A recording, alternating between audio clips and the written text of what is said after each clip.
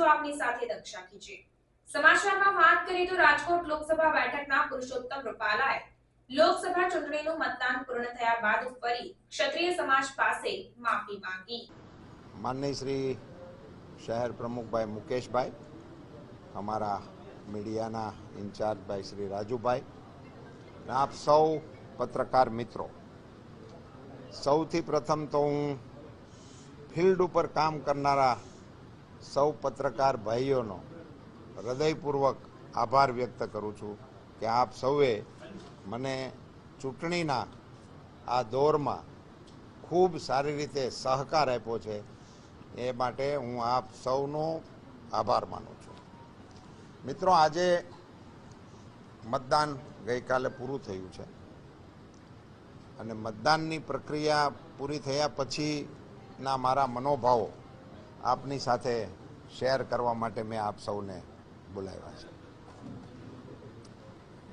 આપ બધાને ખ્યાલ છે કે મારી 40 વર્ષની જાહેર જીવનની કારકિર્દી છે અને એ કારકિર્દીના આ દોરમાં હું ચૂંટણી લડ્યો। મારે આપ સૌની વચ્ચે એકદમ નિખાલસ એકરાર કરવો છે કે મારી સમગ્ર કારકિર્દી દરમિયાનનો સૌથી કઠિન દોર એમાંથી હું પસાર થયો છું। ગઈકાલે ચૂંટણી પૂરી થઈ ગઈ, મતદાન સારી રીતે થયું, ઉત્સાહપૂર્વક વાતાવરણની અંદર થયું અને સૌથી સારા સમાચાર તરીકે હું જેને મૂલવું છું એ સંપૂર્ણ શાંતિપૂર્વક થયું। એ ઘટનાને કારણે હું અત્યારે આપ સૌની વચ્ચે મારી લાગણીઓ શેર કરવા માટે આવ્યો છું।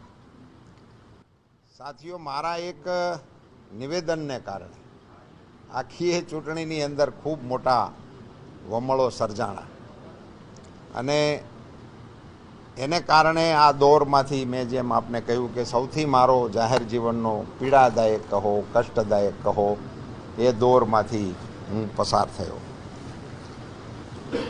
મારે આપને સૌને કહેવું છે કે મારી ભૂલ થઈ, મારાથી ભૂલ થઈ, એની પ્રતિક્રિયામાં ક્ષત્રિય સમાજ તરફથી એના સમાજને ઉદ્વેલિત થવાનું નિમિત્ત બન્યું, કારણ બન્યો, પણ આખી એક ઘટનાનું કેન્દ્રબિંદુ અને કારણ હું જ હતો। પણ થયું એવું કે અમારી આખી પાર્ટી પણ એમાં લપેટાણી અને અમારી આખી પાર્ટીને પણ સહન કરવું પડ્યું, જે મારા માટે સૌથી કષ્ટદાયક છે। મને ઇન્ડિવિડ્યુઅલ એ બહુ પીડાદાયક બાબત છે। સામાન્ય સંજોગોમાં મારા વક્તવ્યો એ મારી પાર્ટી માટે એસેટ હતા, મારી પાર્ટી માટે એ પ્રોત્સાહક રહેતા હોય, એને બદલે હું જ્યારે કેન્ડિડેટ હોઉં ત્યારનું મારું એક વક્તવ્ય એ સમગ્ર પાર્ટીને દ્વિધામાં મૂકનારું થયું, મુશ્કેલીમાં મૂકનારું થયું। એનો પણ હું એકરાર કરું છું અને એની સઘળી જવાબદારી મારી છે એમ હું બહુ સ્પષ્ટપણે આપ સૌની વચ્ચે સ્વીકાર કરું છું। પાર્ટીના અમારા પ્રમુખ તરીકે CR પાટીલ સાહેબે પણ દિલગીરી વ્યક્ત કરેલી, એમણે પણ બધાની સાથે પ્રયાસો કરીને જે કંઈ કરવા જેવું હતું એ બધું કરતા જ હતા, પણ એનું નિમિત્ત માત્ર હું હતો।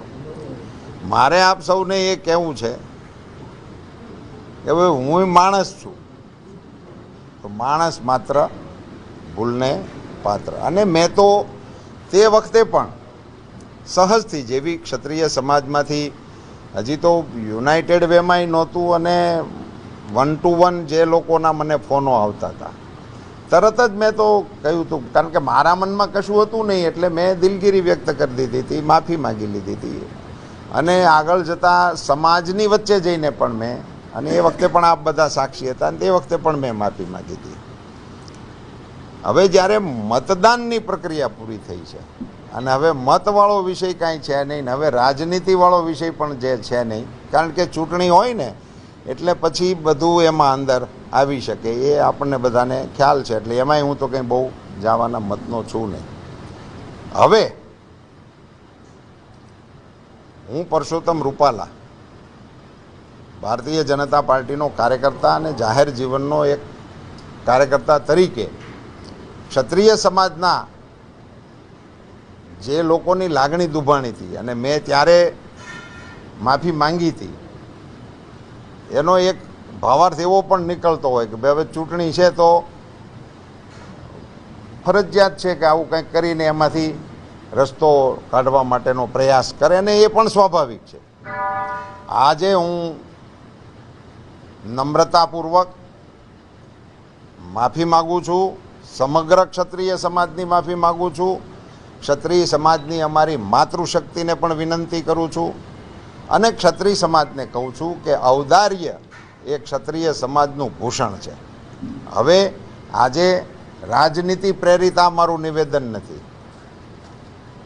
હું આપ સૌને કહેવા માગું છું કે આપણા દેશના વડાપ્રધાન અને વિશ્વની ઉમ્મીદ એવા આદરણીય નરેન્દ્રભાઈ મોદી સાહેબને પણ આ ઘટનાને કારણે સાંભળવું પડ્યું છે.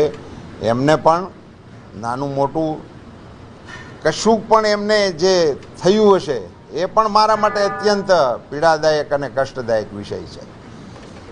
તો ફરીથી હું આપ સૌના માધ્યમથી એક નમ્રતાપૂર્વક મારી માફીને પ્રસ્તુત કરીને ક્ષત્રિય સમાજને આહ્વાન કરવાના મતનો છું, વિનંતી કરવાના મતનો છું કે રાષ્ટ્ર જ્યારે વિકસિત ભારત બનવાના લક્ષ્ય તરફ આગળ વધી રહ્યું હોય ત્યારે એમાં મારી ભૂલને નિમિત્ત બનીને આખા સમાજને કોઈ પણ પ્રકારની અન્ય બાબતોથી એ સમાજ માટે કશું કહેવાનું ઇતિહાસને મન થાય એવી બાબતોથી પર રહી અને ક્ષત્રિય સમાજ રાષ્ટ્રના વિકાસની આ કેડીની અંદર અગ્રેસર ભૂમિકા ભજવવા માટે આગળ વધે એવું નમ્ર નિવેદન, નમ્ર અપીલ આપ સૌના માધ્યમથી હું કરવાના મતનો છું. સાથે સાથે મારી આ ભૂલને કારણે સર્જાયેલા વમળોથી અમારા કેટલાક સાથીદારોને પણ સહન કરવાનું આવ્યું છે. તો હું આપ સૌની સામે એમના માટે પણ મારી દિલગીરી પણ વ્યક્ત કરું છું અને એમની પણ ક્ષમા ચાહું છું.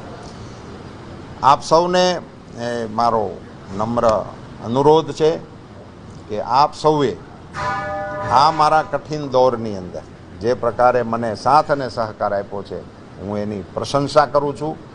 પુનશ્ચ મિચ્છામિ દુક્કડમ. ધન્યવાદ. ભારત માતા કી જય.